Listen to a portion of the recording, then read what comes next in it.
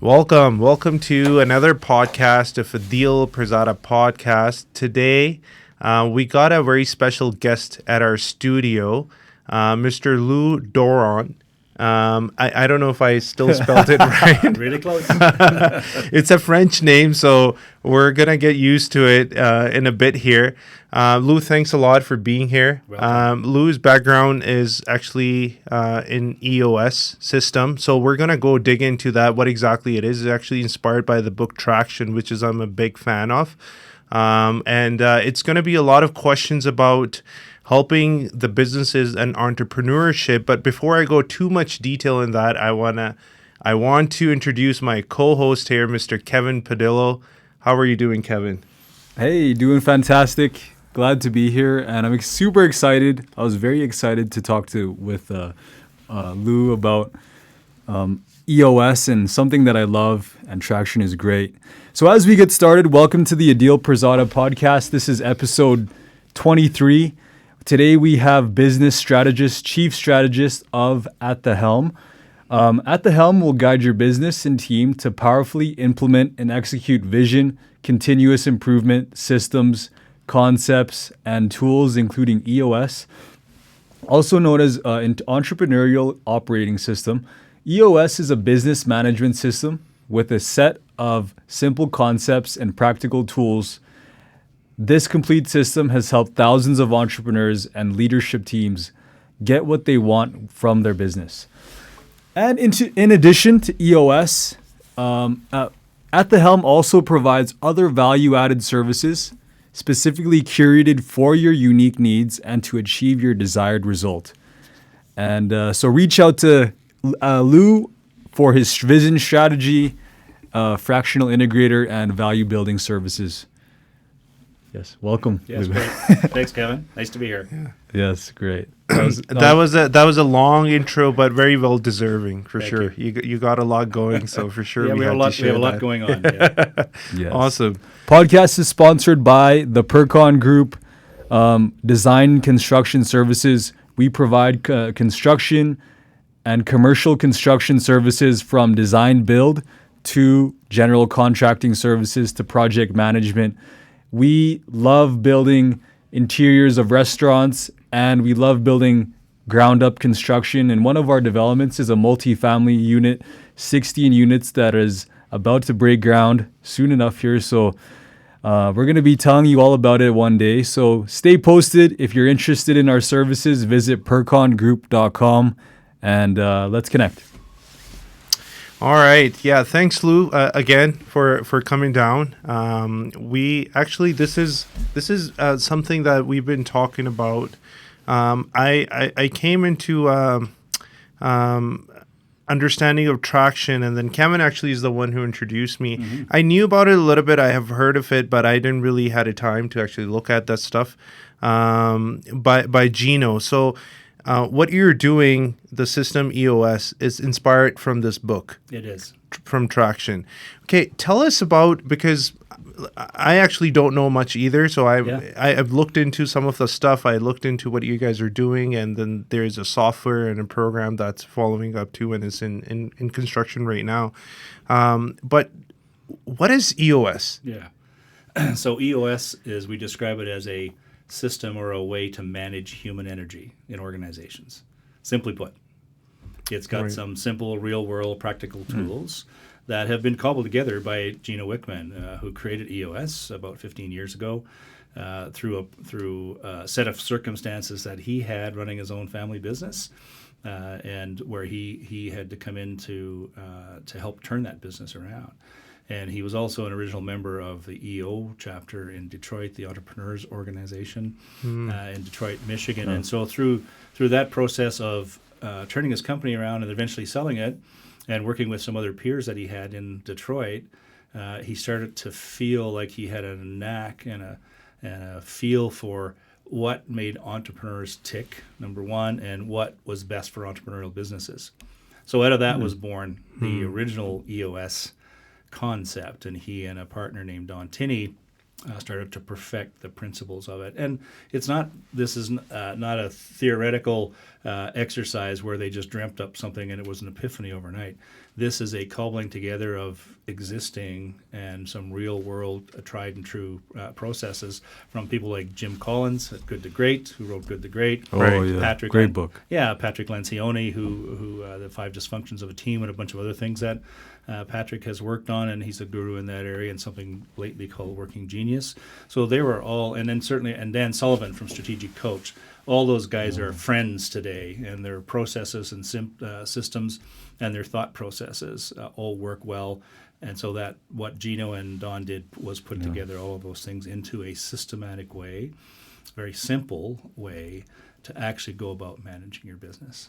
Right. And I think Gino, like you said, he had a business, maybe his parents' business. His parents had a business. Yeah, I read the book, and then I found out. So that's how he came into this, right? He applied there. That was the first place that he applied and worked for him. And then he started, why not? Right. For other people. So what does EOS stands for? So Entrepreneurial Operating System. Gotcha. Right. Okay. So that's the system. Okay. My next question is, how did you get into this? Right. So there's a large backstory, certainly for me in terms of my history. I go back to, I tell people about when I was 12 years old. And I didn't know I was an entrepreneur then, and I didn't know what the word was then either. Okay. But I grew up on a farm on the East Coast. And when my mother and dad was off working somewhere, and summer times we had a farm that grew, and there was berries on the farm. So my sister and I would go back to the fields and pick berries. And my mom was what I considered the best pie maker in the world, and she taught us how. So when they were off somewhere, my sister and I would make pies, and we'd just walk up to the end of the lane to the highway up there, which was the main highway to this lobster supper house down the road. And we would stand on the side of the road and hold pies up to the tourists that were driving by. And we would just yell out pies for sale.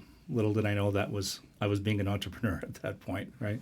And fortunately, my parents funded the cost of flour and butter and all those things to make those pies. But I was starting to generate revenue then as a teenager, which helped me pay for some of the things that I needed to do through school. But when I finished school there, moved to the west here in Alberta, and eventually went to work. I was a hands-on kind of guy. Went and worked in the oil and gas sector is where I started in the field. Fort McMurray back in the days when minus 40 was every day, not just once in a while. And worked my way through a number of roles from a field perspective. Decided that I wanted to not always work in the field, so went and took some more schooling at SAIT, the University of Calgary here, and then eventually became a sales guy in downtown Calgary. And so I through that process, For an oil and gas company. it was for an oil and gas service company. Right? Okay. But I eventually, after 15 years, ended up as the president and COO of that company. So I had responsibilities for operations, for safety, for a bunch of all the elements of that particular business. In 1993, we took the company public. In Alberta, brought some investors in, and eventually in the year 2000, I left that organization, went into a bigger organization, and just through the next 10 or 12 years, worked for major in roles at CEO and COO of major North American oil and gas service companies. National Oil Varco would be the largest one with a few $1 billion in revenue, global reach. I was the president here in Canada. So I tell you that because it gives you some context for some of my background and where I've come from.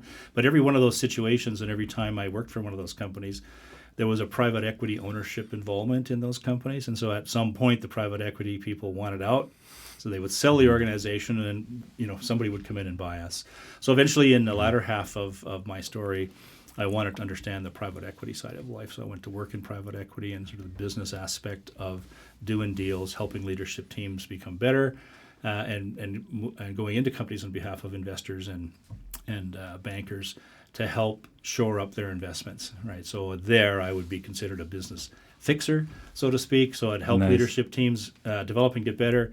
I'd get rid of some people on leadership teams who weren't strong leaders in their case, and in fact carve out pieces of the business, merge and acquire, and in fact sell off some sort of what we would call dead assets. So through that whole process, I started to understand what really my purpose was, and sort of all the things that I was building along the way was to give me some wisdom and some knowledge and really experience to be able to turn myself into a product, if you will, to be able to go back and in one way give back to entrepreneurs. But through that whole process as well, I had 5 companies of my own, which I had started up, 2 of which I sold off and did really well with. 2 were complete disasters. Didn't do well with them at all, and 1 I still have operating in Texas today.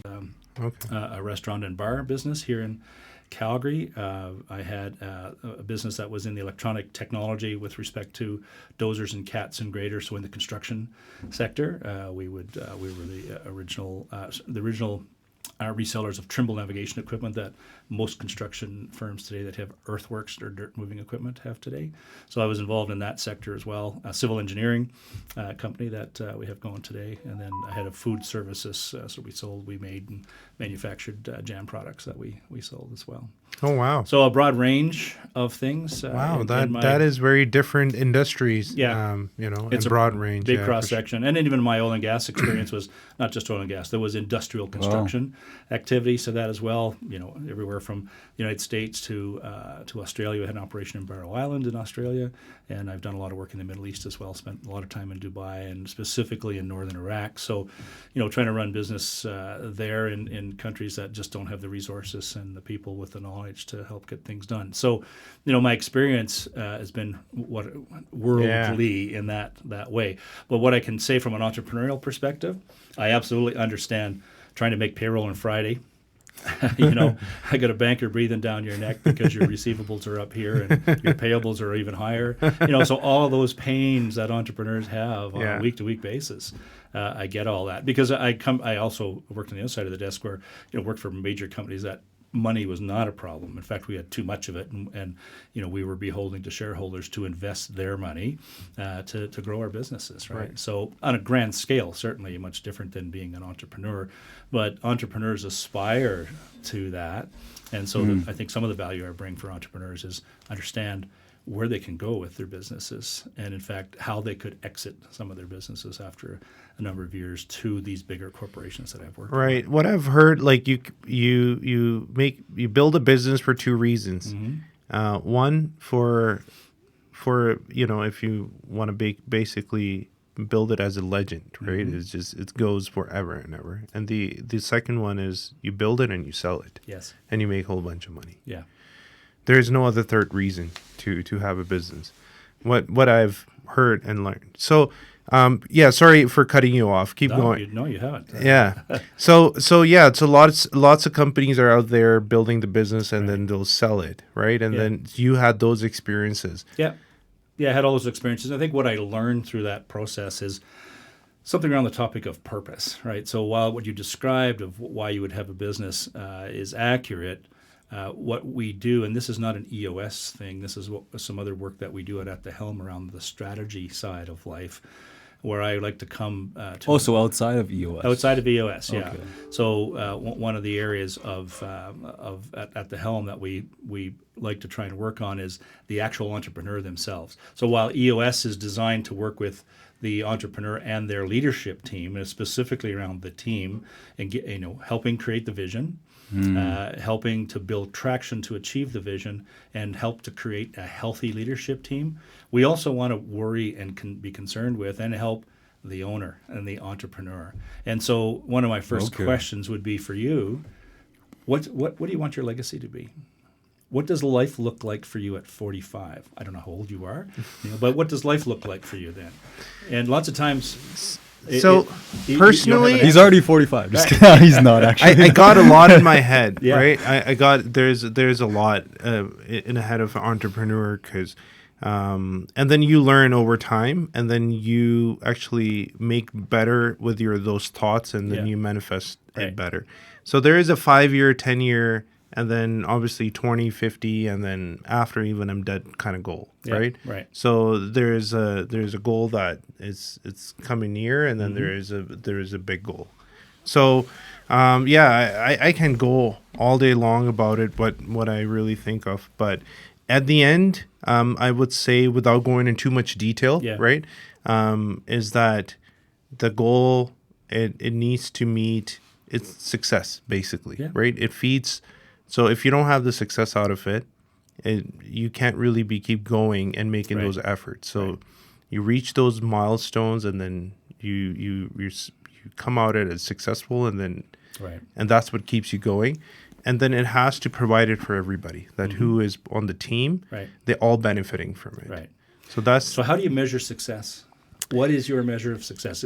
Achievements. Right. Okay. So, and lots of times for entrepreneurs, and I'm not talking about you specifically here, but it's when I say, what do you want your legacy to be? Which is, what do you want your successes to be? And it falls in really some key areas. One could be, I just want a bag full of money and go sit on the beach in Cancun for the rest of my life. Or I want to leave my business to my children. Okay, I have kids, I have family, and I want to turn the business over to them. I want to turn the business over to my employees, the people who got me there. So in some way, that starts to think about exit strategy. Or I want to leave a legacy in the community and use this wealth and success I've gained with my business to do that. So I look at the business as simply the vehicle for an entrepreneur or a business owner to achieve a purpose, your vision, whatever that is. Right. And so when you think that through, what you want that to be, then what we work with the entrepreneur and owner at the helm is to connect the dots in terms of, how do we then make sure this vehicle you've got is successful, because that's the vehicle to get you where you want to go from a business owner's perspective. And so one of those tactical things could be implement EOS. There could be a bunch of other things from a strategic perspective that we want to do with this vehicle. But certainly EOS is the place to start.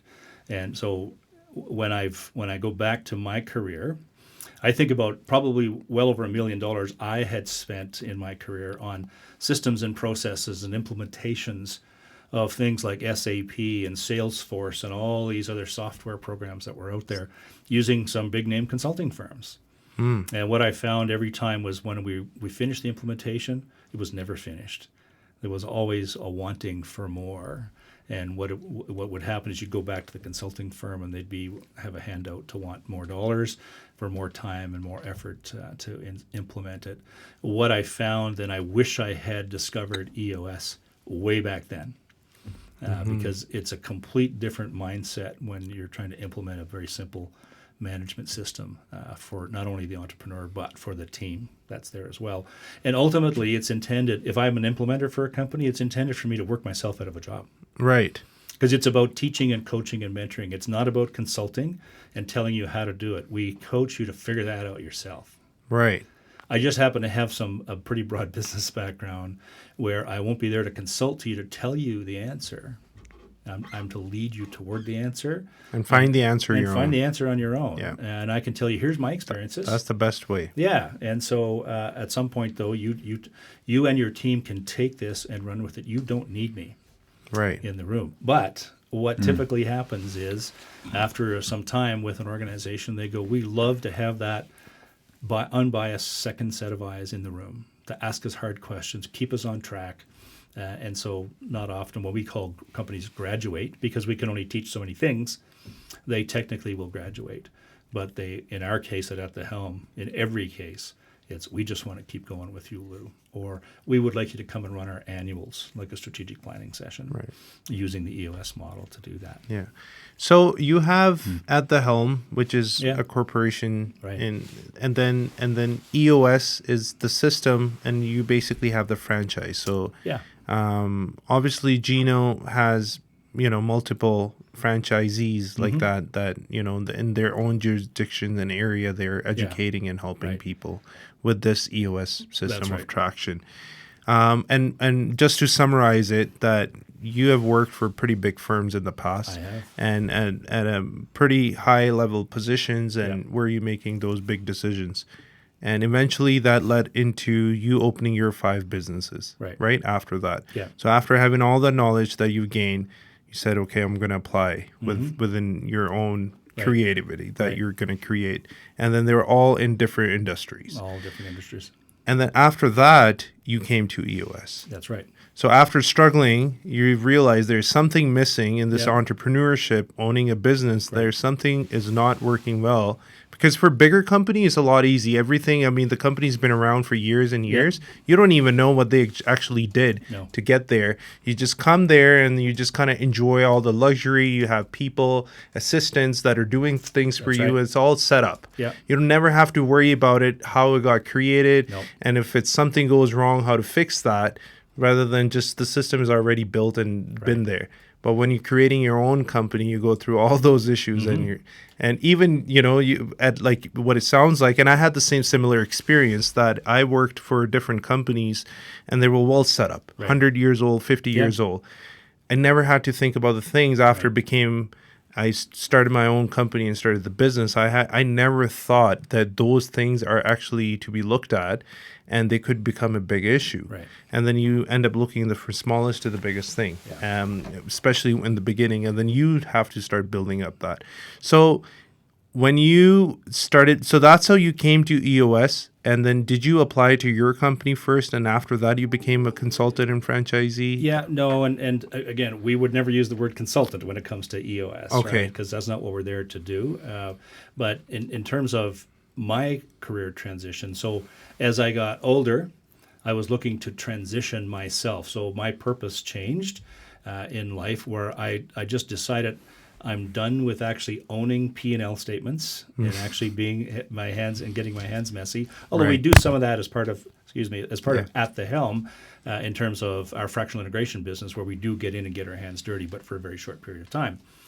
I wanted to transition into working on business and using this knowledge and wisdom and learnings that I had over my whole career to start to work with entrepreneurs. Because the one thing I have found, and the one thing, and you find these in larger corporations as well, the same thing, except there, what you described is absolutely accurate.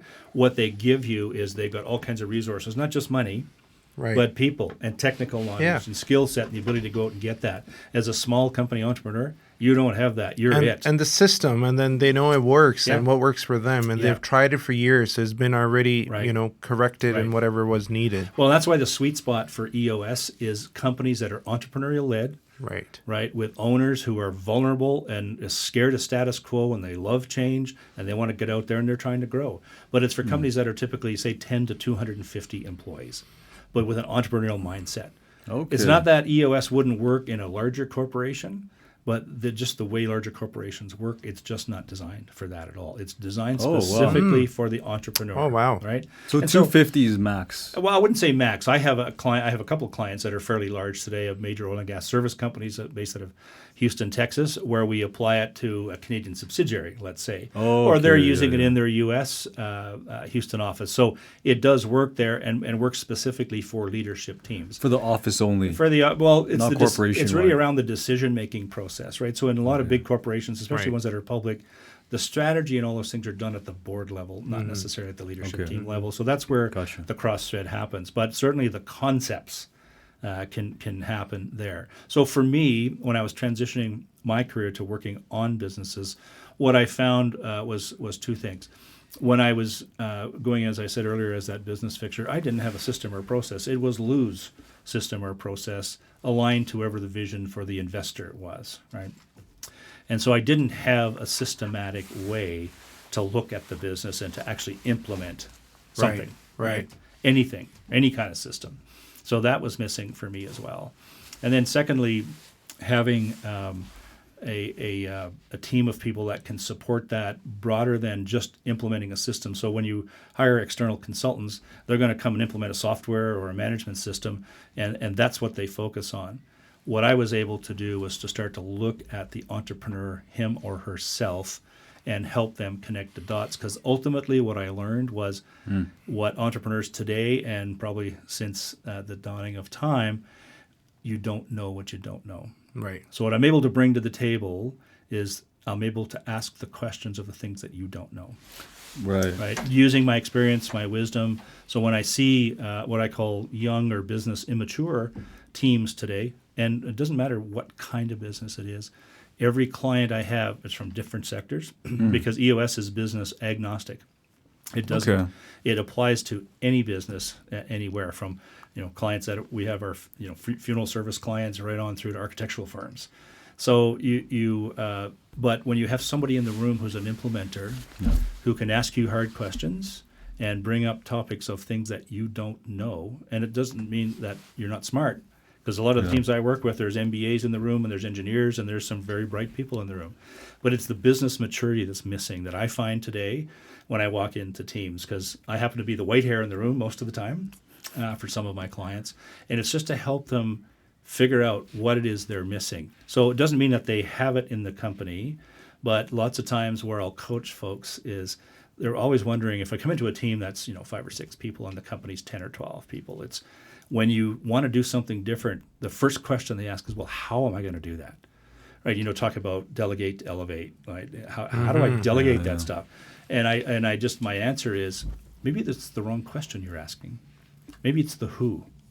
Like, who do I need to do that, not the how? And so as you're growing as an entrepreneurial company, eventually you got to get to the point where you need to start asking yourself, as the owner or as the leader or the integrator that we refer to, is I need a who. I don't need to be the how. Yeah. I need a who. Yeah. Right. So it's bringing all that together for an entrepreneurial leader and their leadership team to start asking those kinds of questions. Just expose the things that are pretty commonplace, right? But you've never been exposed to. And I'll end with this. It's the why is because as you build your business and as you start out, you're a one-man or a one-woman show. Right. And then you bring a sales or business development person on, and you've got some field construction people, right? But your business starts to grow, but you're what I call running and gunning. You're in the weeds, and you have to be, right? You're CEO 1 minute, and you're the janitor the next minute. Yeah. Right? And so you're doing everything, and and you've hired your buddy to help you, and you've done all these things, and pretty soon you've gone from a $100,000 business to a $5 million business. Well, look out, because it takes a whole different set of skills and mindset to run that $5 million business, and you get what we refer to in traction as the first thing we look at is you hit a ceiling. And so what we do and what EOS does is help you find a way to break through that ceiling, and we start to teach things that help you continue to break through the ceiling, because the good news is your business is growing. The bad news is you'll always have a ceiling somewhere. And so you've got to recognize it and figure out, how do we break through the ceiling? So all of your customers, I would say today, guys, and all your clients and the people who use the facilities that you guys construct and build, every one of them, when they move in with their business, right, at some point they're going to hit a ceiling. And so they're in startup mode, they're designing, they're out chasing customers, and pretty soon it's like, wow, I got a great business going here, but I'm over my skis. Right. So is there a size that is the minimum that you think EOS will help? Like you said, 250 employees as a max. 10 is there 10 to 250? So 10 to 250. Yeah. That's what you. Yeah. But let's say there is a single man person starting a business right now. Is EOS helpful to them? It would be helpful. It's tough for us from an implementation perspective to help with that, because typically it's designed for a team of people to work with. So you can use all the portions of it. Yeah. Right? Because you can delegate in a way. Right. Yeah. But EOS is designed to self-implement as well. Right. We and lots of companies do that. So we have tens of thousands of companies, what we refer to as EOS run companies today, and that's companies that use EOS as their tool and as their management system.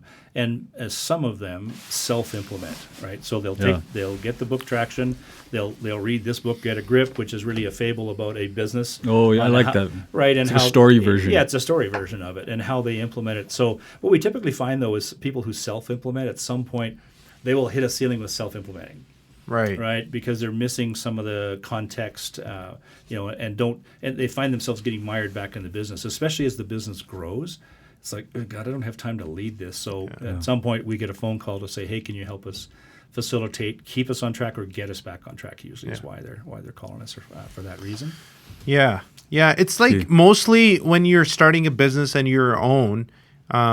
You actually have to work on a lot of other things, right? You don't have maybe some of those issues. Like for sure, like you said, I think could help. And understanding the book, what I understood too, is the same thing. It's more directed towards when you have even a small team, when you have somewhat of a team, because you don't start seeing those issues. So if they're not issues to you, then you're never going to recognize them. You're never going to see. That's right. And you don't need to resolve them because it hasn't even occurred yet. It hasn't even happened yet. But as soon as you start hiring, as soon as you start having people, building team, now there is responsibility.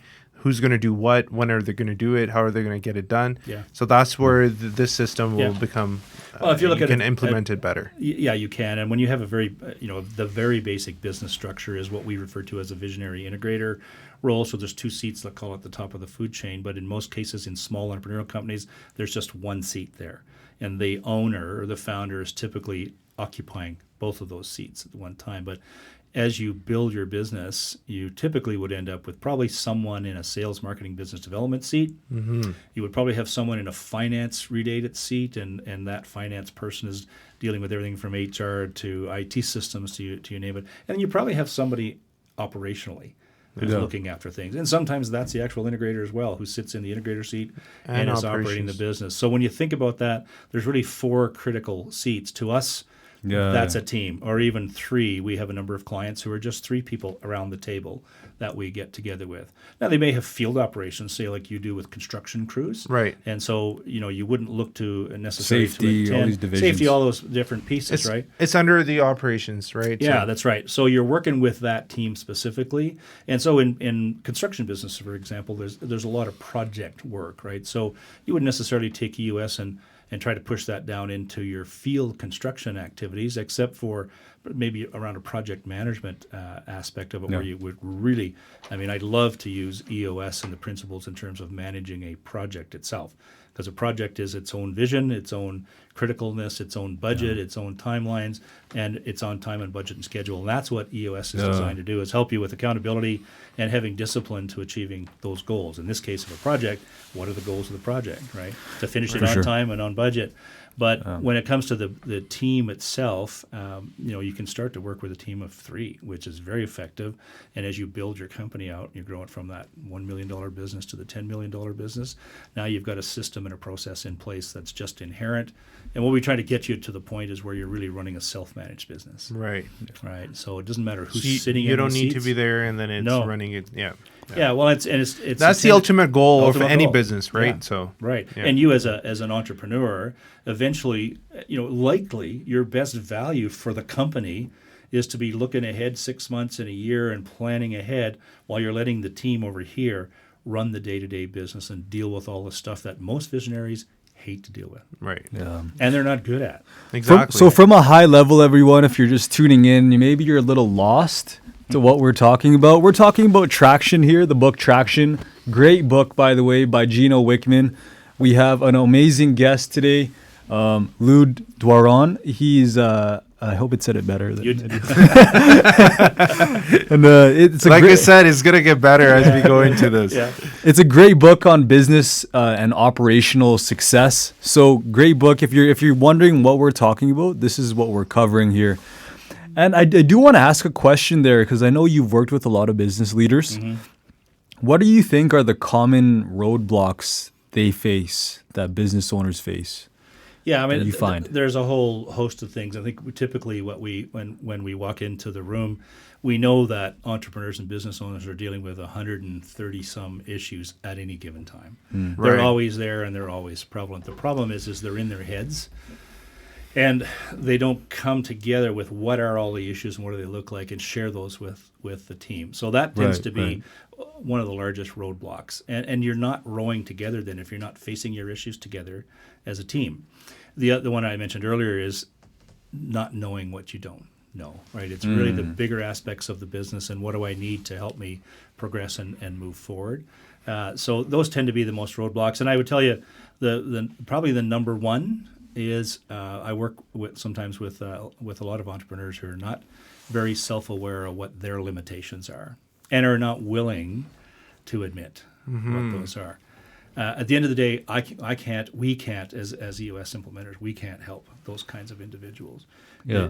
Ultimately, the number one leadership trait of a good leader is that they are, in fact, self-aware, right? And are not afraid to receive critical feedback about where their weaknesses are. There's something I talk about when I'm with leadership teams, with individuals. Doesn't matter whether you own the company or you're the visionary in the business. It's around your unique ability, which is a Dan Sullivan strategic coach term. And it's what strengths, would you say? Well, like known as strengths? You want to know what your strengths are. You want to know what your dangers are. Like, you know, what are my dangers, and am I one of those dangers itself, myself? Okay. And so it's just a simple exercise. Again, EOS is all about simplicity, and so you simply can tell an individual to say, all right, track all the tasks you do in a week or 2 weeks. Just note them down, and then spend an hour or so at the end of that 2 weeks, and you create a simple grid. Right, of 4 boxes. Oh, this is a great exercise. Right, and in the top boxes, so one box is going to be things I love and things that I'm great at. And those tasks on that list go in that box. And over in the next box on the top is things I like and things I'm good at. And you put those tasks in there. And at the bottom, you got things I don't like and things I'm not good at. And the last one is things I hate and things I suck at. Go in that box. So 4 quadrants. Four quadrants of all the things that you do. And so when you're thinking about an entrepreneur, especially from a startup mode, they're doing everything. But as you build and grow, what I tend to find from a roadblock question to your question perspective, Kevin, is that they're not willing to give up and let go of the vine, right? Yeah. And that becomes their roadblock. So doing that exercise, you finally say, I say to the owner or the individual on the leadership team, all that stuff in the 2 bottom quadrants has to go somewhere. Either stop doing it, or someone else does it, or find a who, right? And you're probably at the point in your business where you're ready to hire that who to take all that stuff on. Because the good news is there are people out there who love to do all that stuff in the bottom of the boxes that you hate to do. So find somewhere for that stuff to go. Delegate. Delegate all of that. And there's a reason why you're delegating, to elevate yourself into your unique ability. Right. As a business owner and as a leader, right? And you figure out what that is. So it's a very simple exercise. Doesn't take that long. There's not a lot of thinking to it. But you just do it. And you say, okay, so at some point along the road here, I have to find a who to do all these things that I hate and that I just don't do well. And that allows me to go back to being a visionary, looking ahead down the road, 6 months, how am I going to grow the business? Where's my financing going to come from? All those big things, the big picture things that business owners eventually need to be losing sleep over. Right. So, okay, I got the questions now for the entrepreneurs, right? So someone starting a business or already have a business. Let's take an example of construction, right? Like we were discussing earlier, restaurant business. Right. Now, you read the book, okay, you understand what the system is and the 4 quadrants, and then, you know how you do your rock review and those meetings. We actually we just had one. We implemented the system into our marketing meeting, so that's how we follow that. I actually got a few questions of my own that I don't have the answer. I actually asked a question, Kevin, I'm like, why are we doing that? And he's like, I don't know, I'm just following it. I'm just following the book. Yeah, exactly. Like, don't ask me questions. So, okay, but in general. So first, that what state? So we already talk about too that you have somewhat team. You come in, right? How is it different to just read this and try to implement it yourself, or have someone like you to come in and implement it? What's the benefit?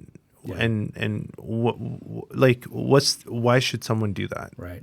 So let me start here. That when you said earlier that EOS, we as At The Helm, so myself and my partner in Edmonton, we own an EOS franchise. That doesn't mean it's exclusive to Calgary or a territory. It means we are certified as EOS implementers, and that comes with some requirements and commitments, right? And to be an implementer today in the EOS world, it's not like you can just sign up and become an implementer. They do put you through things called a boot camp. They do assess what your business background has been. Have you been in business? Have you been an entrepreneur yourself? And are you ready to be that coach, mentor, leader to actually take on this role? So it helps them to find the right people. And so for us, there's only about 600 of us in the world as certified implementers. Right. There's different levels of implementers, 3 of them, but I'll use the term certified for simplicity. So there's only about 600 of us in the world. And so the benefit you get by bringing an implementer in the room as opposed to self-implementing is a couple of things. That individual brings experience, obviously, but they bring context to the why. Why you do things a certain way. Because lots of times we'll have clients that will say, well, I don't want to do that part. I don't think that applies to our business, but it all bolts together. It is part of the process, right? So you'll hear me say, if I was to work with your company, trust the process, right? Right. Always, because 15, 20,000 companies can't be wrong. Right. Who've all had successful outcomes by implementing EOS and by using an EOS implementer. Right. And again, it's that question about you don't know what you don't know. So again, most implementers that are in the room would be able to put that information on the table, to Right. challenge the team and to hold you accountable. Yeah. Right? That's the biggest thing, Yeah. right? Accountability. It's And then accountability, it's so yeah. easy to lose on that when you're an entrepreneur because you already got so many things happening. Yeah. So you lose track. Yeah. That's why you need traction. You need traction. And the thing is, once you get into that, what we call the meeting pulse, the quarterly cadence, so you would know that you do weekly L10 meetings, but that translates into quarterly meetings with somebody, whether it's an implementer in the room or you're doing it yourself. The difference is, what we do as implementers is we pull the team up out of the business. So when you show up in a room with us there, we want you to forget about your business for the day, right? And forget about working in it. We want you to be present, to be working on your business. And what I find, at least with my clients who have been self-implementing, they have a difficult time getting up here at that 100,000-foot level. It becomes very hard, and I can speak, for myself as a business owner. Yeah. Because you're doing maybe some of the difficult things a certain way, and you have made, let's say, a talent, but Right. it's taking time away from you, Yeah. and you could easily find some people, but it's so hard to let go of because Yeah. maybe when you are letting it go, you are facing trouble right away, right? So let's say you found a manager, but he doesn't know how you run it, how you've been doing it, and at first it's going to take you more time. It's maybe even cost you money, right? I say it all the time that because I have run the company just myself, being the one guy, and that's how I started, and I know everything from A to Z pretty much, right? Probably not a best thing, right? In a way, it's a good talent you to have have. to start somewhere. Exactly, it's a good talent to have, but it's so hard to let it go as you're growing because a lot of things you're doing it and it works for you, and has been saving you maybe time and money. As soon as you get someone else, it may cost you money, especially in the beginning. But if you look at a long run, then and long-term goal, and this is where the reality comes in. It's like you cannot keep doing that because there's only one of you. And if you maybe can save time and money just because you're so genius, but you can't do that for the rest of your life. You have to eventually get people, and that is the investment. You bring in people is going to cost you more money, more time, maybe more headache. But once they get pro at it, you can maybe, at their own way, get to the level where you were or you are, or they will even supersede you. They will even get better at one point if they keep doing that one thing. And that's the biggest hurdle I see as an entrepreneur mindset, that when they see that, it's hard to let go. Before construction, I was in real estate. I'm a licensed real estate, and so I call it a business pretty much, but it's self-employed in a way, especially when you start. So it's completely different from owning a business and having a real business than being a realtor, because they have simplified it and made it easier that you can kind of run it your own. That is actually a big trouble for a lot of realtors. They're not motivated enough.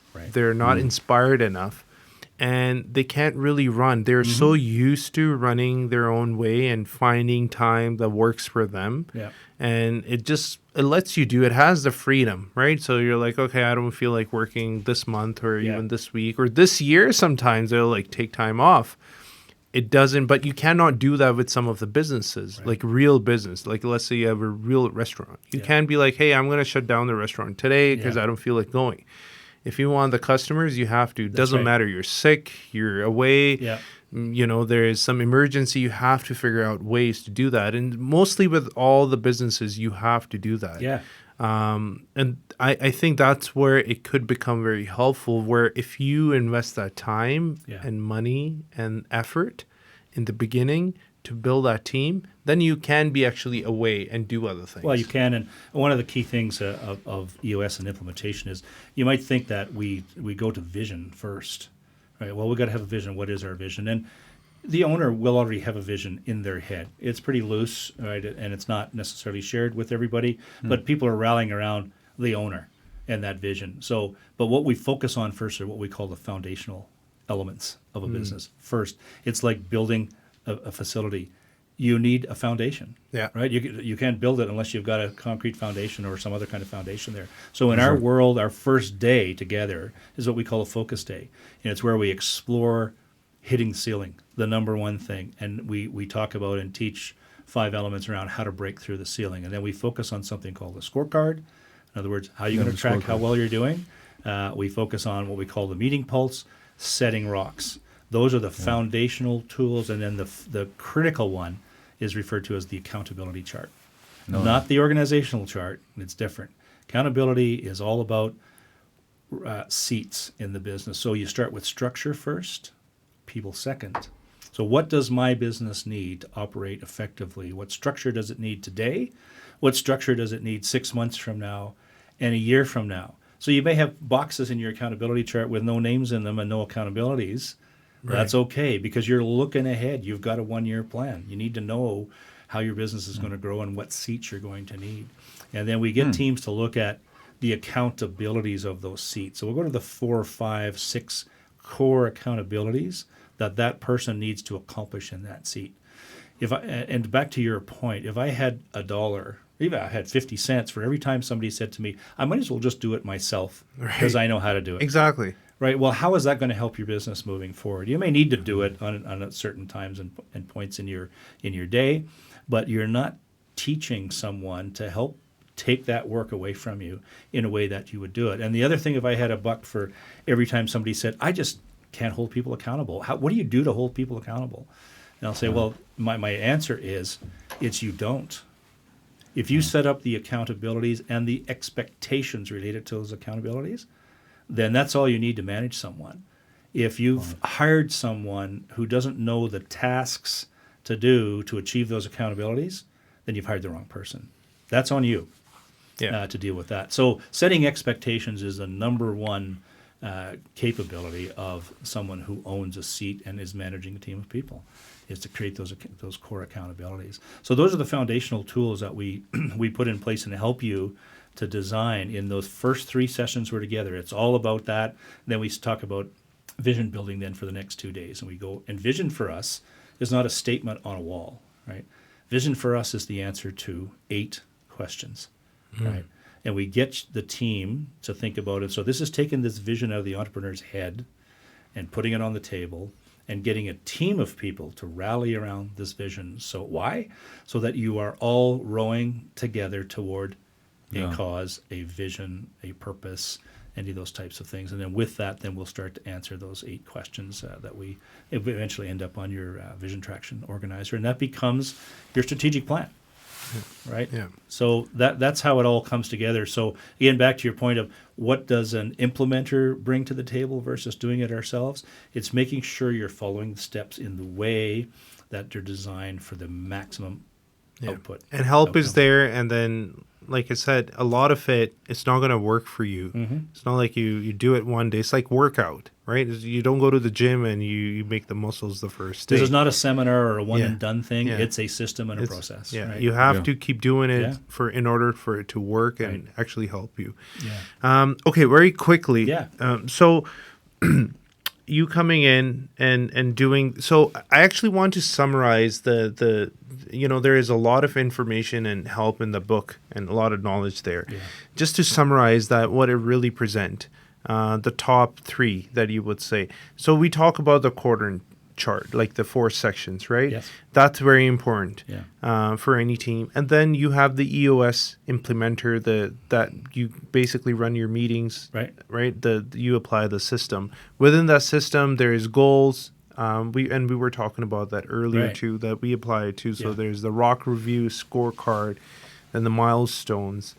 And then obviously your goal, your end goal. Right. So basically, in summary, you need to know where you are today, where you need to go tomorrow, or what's your goal, and what is stopping you. So what are the issues in between that is stopping you from going to your goal?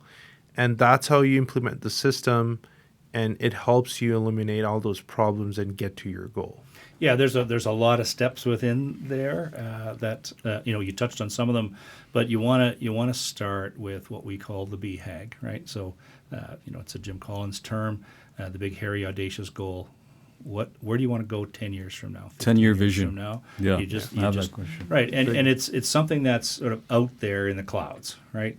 And you could say simply, if you want to quantify it, you could say I want to be a $100 million company by 2035. All right, so there's your BHAG. Communities. Right.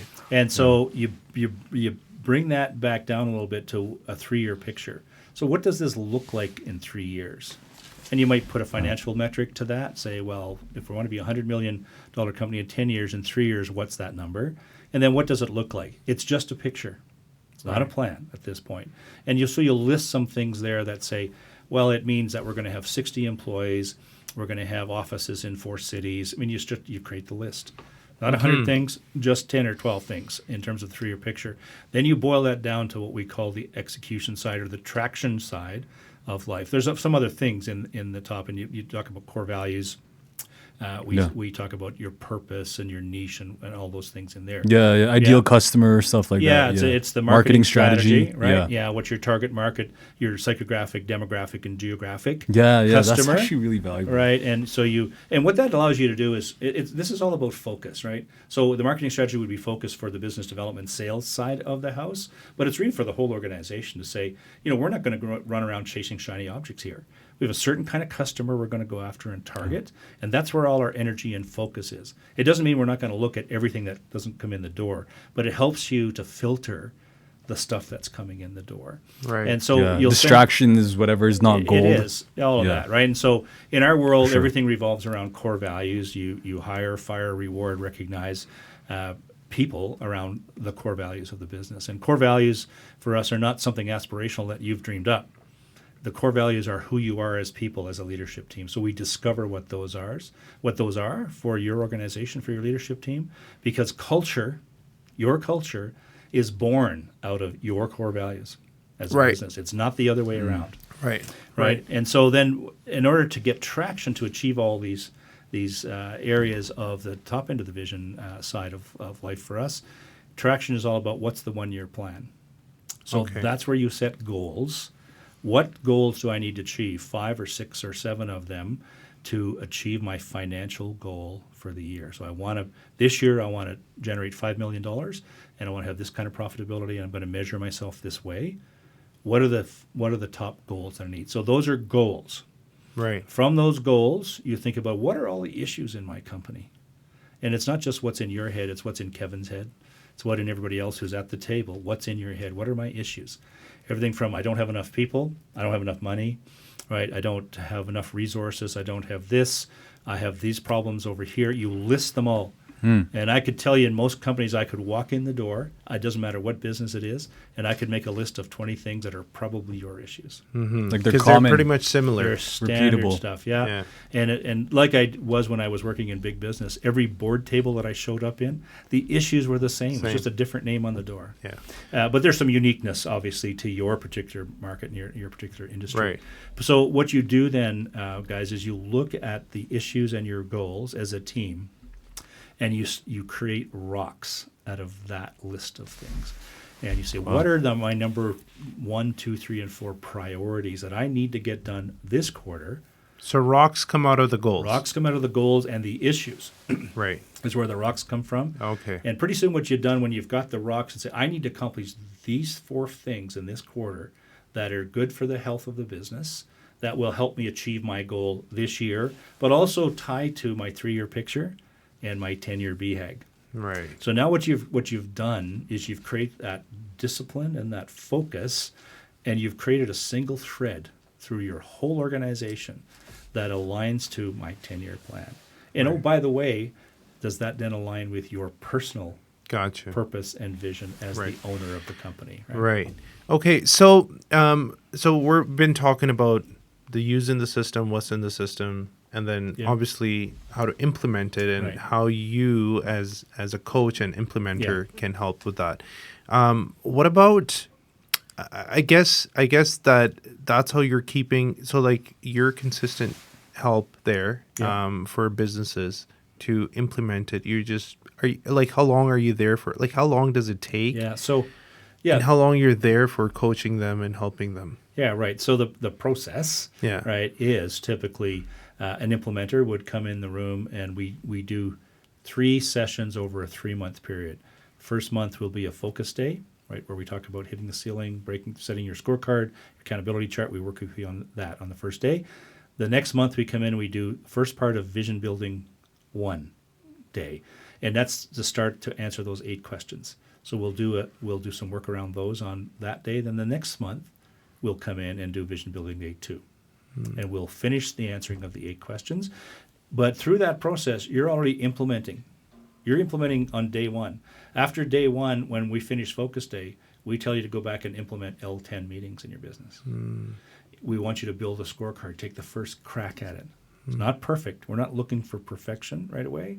What we're trying to do is build strength and get you to start thinking about it. And we're there to help coach you along, so that when you're finished that first 3 sessions with us, you've got a pretty good scorecard.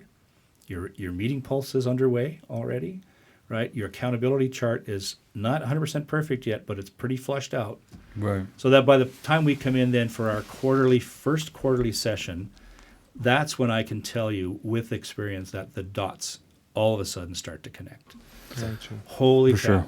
This completely makes sense. And so that we love getting together for our meetings once a week, because we spend 90 minutes and we solve stuff, right? It's not just a bunch of chatter and happy people, and which we always want, but it's getting things done. So you're involved personally in the company's meeting with the ones you're coaching? No, and so the L10s you do yourself. I coach you on how to do them. Okay. Right, and because it's not that complicated, it's the same agenda, right? Same time, same place, every week for 90 minutes, right? What I do as an implementer is I will once or twice come in through that 3-month period and sit in and be a fly on the wall, observe, see how you're doing, right? Then when we get to the quarterly session. So that's session, first 3 months. That's so the first 3 months you're there. So the first quarter you're there. Yeah. Okay. Yeah, once a month, right? Once a That's month. to get you set up, because what we're building here is the foundation of all right. of this. This is the strategic piece of EOS. Right. But once you're done that, now it's all about execution and keeping you on track and having traction to achieve that vision. So I come in the room then once a quarter, right? And it's a whole day. You come together with me and we go through a very specific agenda every quarter. We look backwards for about a quarter of the day. How did you do on your commitments? Did you achieve your rocks? Where are you in your scorecard? All those various things. We look backwards, but then the rest of the day is all about looking forward, planning the next quarter. What are the priorities in this quarter based on all your issues? And we do all of that during the day. And in fact, if there's time left in the day, which there usually is, we spend time with you in the room solving issues, so that hopefully you can leave that session with no issues on the board. Yeah. Right? The short-term ones. There'll always be the long-term ones there. So then we just do that in a cadence every quarter till we get to your annual, typically tied to your financial year. Right. We'll do an annual session, which is 2 days. So 1 day is, again, looking at the quarter that just passed, and then the rest of the time, and then the next day is all about the next year plan. Yeah. Setting the goals for the next year, moving the 3-year picture, just do it over again. So usually we're with our clients. We typically, it's about a 2-year run that we take to teach all the tools. Because we're not only teaching you a system and a process, we're actually teaching you things. There's 20 things, such as what's the difference between leading and managing. So we have an exercise that we work with you on that. In the annual, we do some trust building exercises, so it helps to build the health of the leadership team. We go through things like cash flow drivers. And there's 20 different tools that we teach. And so by the end of 2 years, we will, as implementers, are expected to deliver those tools and those teachings to you. So that at that point, you have them all. You have all the tools that you need. Powerful. That you move forward. And so, and I'm not just in the room for the 8 or 10 hours of the session. I'm with you the whole way. Right. So I'll have teams, people, leadership team members call me, email me about, Lou, I'm fuzzy on this concept. Can you help me? And absolutely, that's what we do. Last question. Yeah. That is my question related to this. Why 90 minutes? why 90 minutes? Yeah, he's always asking that too, actually. And Chris. Can it be less, or depending on? It can always be less, never more. Okay, Right. Okay, good to hear that. Right. Well, and there's some logic around sort of getting that done. So of the 90 minutes, 60 minutes is spent solving issues.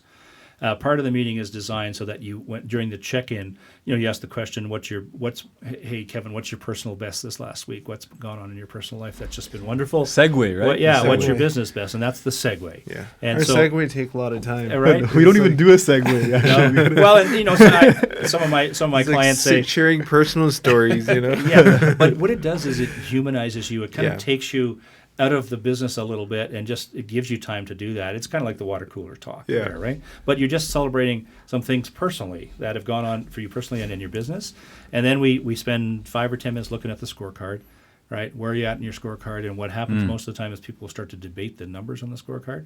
Stop that, right? Are we on track or off track with that number, right? And if we're off track, then it goes onto the issues list. Then it's to celebrate some headlines. Like you talk about good things that have happened to somebody. Mary had a baby this week. Headlines, I'm going to have twins. Hallelujah. Right. Or a customer gave us a $50 million project. So you do that, and eventually you get to the point where the purpose of it is to help solve it, to solve issues, and then you close off the meeting. And you end the meeting with how you rate the meeting 1 out of 10.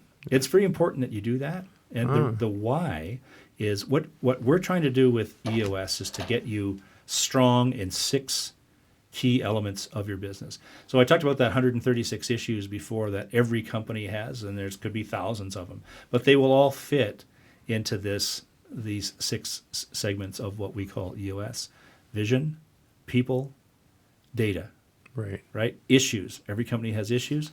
Process or lack of processes, and then traction, the things that you need to achieve the vision. So they'll all fit within those 6 things. So what we're trying to do here is to get you strong in all those areas.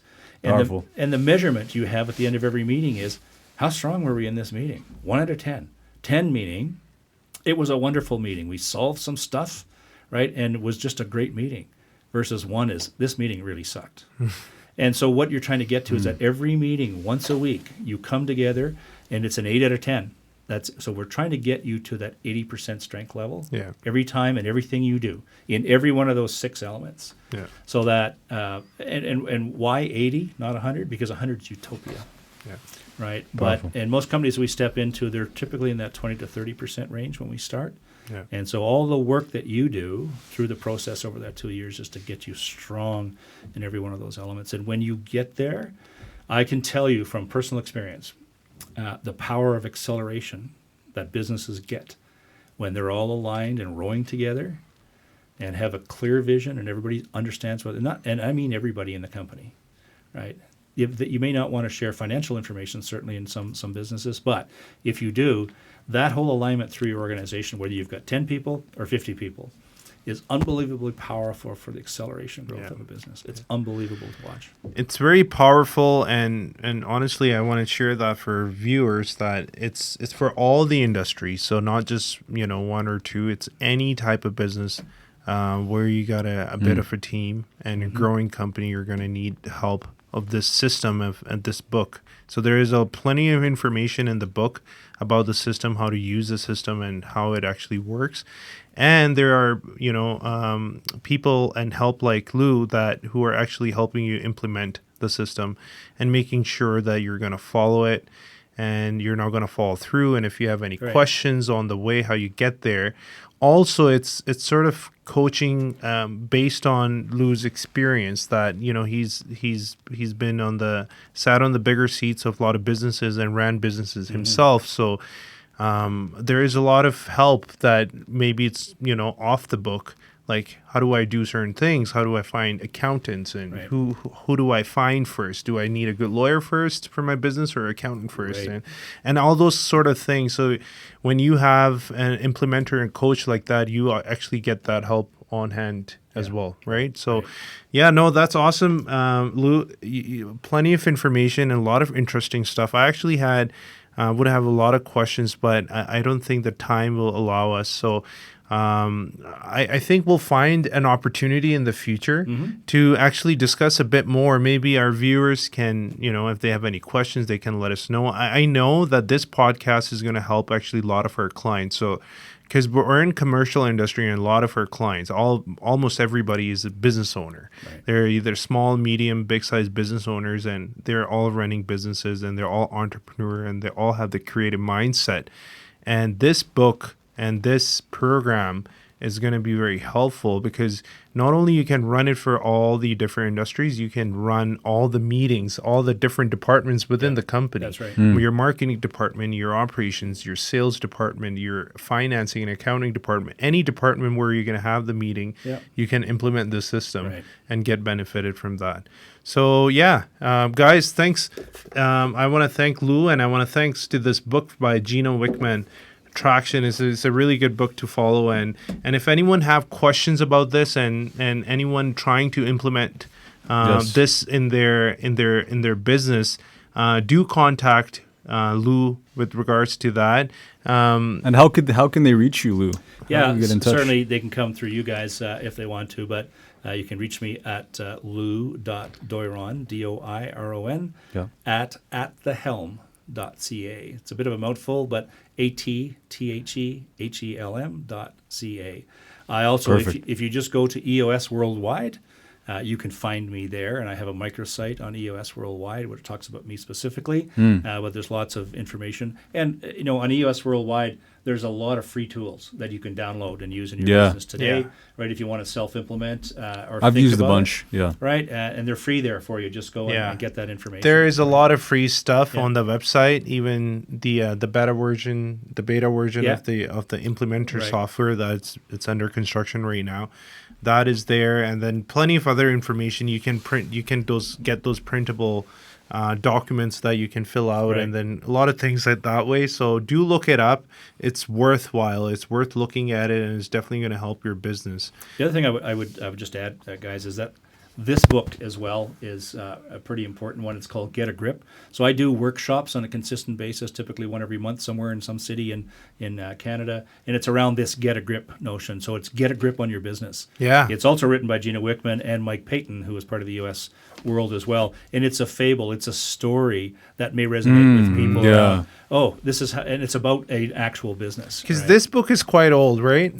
It's about I think I'm going to say 10 years old. 10 years, somewhere in that area. Yeah. So those principles have not changed in traction. Yeah. It's always the same. But this book here is about somebody who's actually hit a ceiling. It's the story about that. Yeah. And then what they did using all the tools in traction to implement and how their business has changed. So like this in action in a story form. Yeah, fiction. Absolutely. That's what Get a Grip is. And so that's what my workshops are about. Is it's 4 hours in a room with me actually working on the actual 6 elements of EOS and how that might help you with your business through a working session. Yeah. Right on. Awesome, everyone. Thank you for tuning in. I say we land the plane. Yeah. All right. Thank you for tuning in, everyone. Welcome. Thank you for listening to Adeel Pirzada podcast, episode 23. We had so much value. I hope you're not drowning in information because there's some key value here. Yeah. I took a lot of great notes, and I'm going to be reflecting and connect with Adeel on maybe what we could do. And so blessed to be here today. Thank you for tuning in. Stay tuned for next week's podcast. We'll be posted at the same time. Tonight might be posted a little later on. I realized the clips got broken and it stopped recording halfway, but I'll put it together. But we'll be posting it later on today, so stay tuned. And any final words? Yeah, no, I just want to thank Lou for coming down and actually having a discussion with us. It's very interesting, and I actually took a lot of key points from this. Yeah.